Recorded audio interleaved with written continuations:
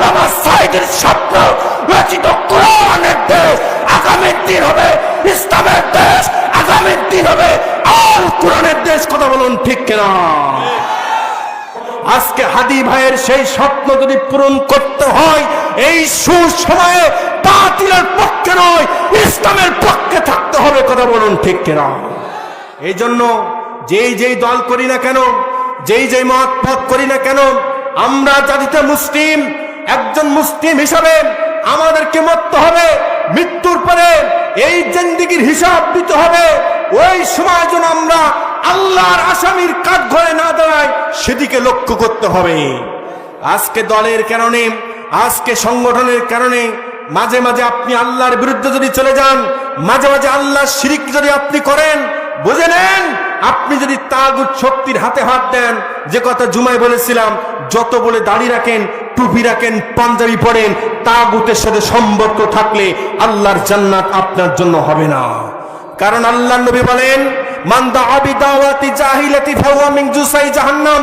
যে ব্যক্তি আল্লাহর দ্বীনের দাওয়াত ব্যতীত, মানব রচিত জাহিলিয়াতের দিকে আহ্বান করে, ফাহুয়া মিন জুসাই জাহান্নাম, সে জাহান্নামে যাবে। আল্লাহ নবী বললেন। এবার সাহাবীরা প্রশ্ন করলেন, ক্বালু ইয়া রাসূলুল্লাহ ওয়া ইন সাওয়া ওয়া সাল্লা, সে ব্যক্তি যদি নামাজও পড়ে, রোজাও রাখে, তখন সে নবী করিম সাল্লাল্লাহু আলাইহি সাল্লাম বললেন, ওয়া ইন সামা ওয়া সাল্লা ওয়া জামা আন্নাহু মুসলিম, সে যদি নামাজও পড়ে, রোজাও রাখে, সে যদি মুসলিম বলে নিজেকে দাবিও করে, তবুও সে জাহান্নামে যাবে। একটাই কারণ, আল্লাহর দ্বীন ব্যতীত অন্য দ্বীন প্রতিষ্ঠা করার জন্য, আল্লাহর দ্বীন ব্যতীত অন্য কোন আইনকে প্রতিষ্ঠা করার জন্য চেষ্টা যদি করেন, জাহিলিয়াতের সমাজকে যদি ফিরিয়ে আনতে চেষ্টা করে, সে জান্নাত পাবে না। হলেও নামাজি, হলেও রোজাদার। এই জন্য এত বছর নামাজ পড়লাম, রোজা রাখলাম, হজ করলাম, যাকাত দিলাম, আর তলে তলে যদি বাতিলের সঙ্গে সম্পর্ক রাখি, আল্লাহ তলে তলে আমাদেরকে জাহান্নামে দেবেন। কথা বলুন ঠিক কিনা? এই জন্য এই কোরআনকে সমাজে প্রতিষ্ঠা করতে হবে। এই কথাগুলোকে আবার কেউ দলীয়ভাবে গ্রহণ করবেন না। এখানে আমাকে আনা হয়েছে কোরআনের কথা বলার জন্য। আমি সেই কোরআন দিয়ে কথা বলবো। এই কোরআনের কথা বলার জন্য আমাকে এখানে আনা হয়েছে, কোন মানুষের গুণগান গাওয়ার জন্য নয়।